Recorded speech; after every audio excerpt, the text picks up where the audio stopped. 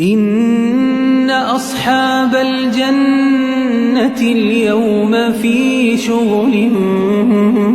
فاكهون هم وأزواجهم في ظلال على الأرائك متكئون لهم فيها فاكهة ولهم ما يدعون سلام قولا من رب رحيم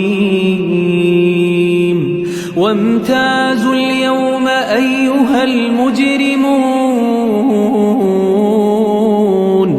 ألم أعهد إليكم يا بني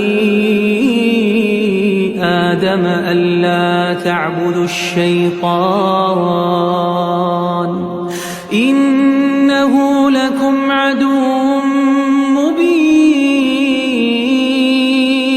وأن اعبدوني هذا صراط مستقيم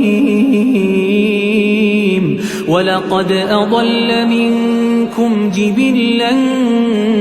كثيرا أفلم تكونوا تعقلون هذه جهنم التي كنتم توعدون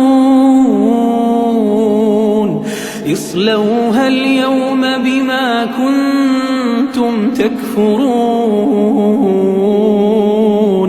اليوم نختم على أفواههم وتكلمنا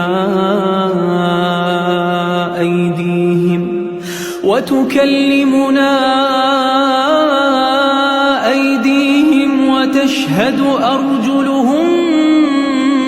بما كانوا يكسبون ولو نشاء لطمسنا على أعينهم فاستبقوا الصراط فأنى يبصرون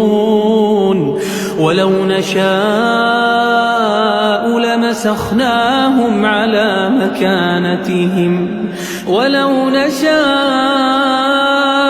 لمسخناهم على مكانتهم فما استطاعوا مضيا ولا يرجعون ومن نعمره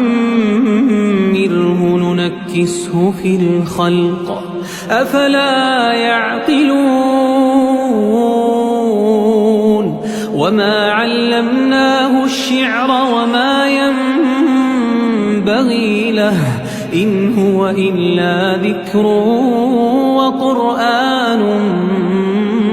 مبين لينذر من كان حيا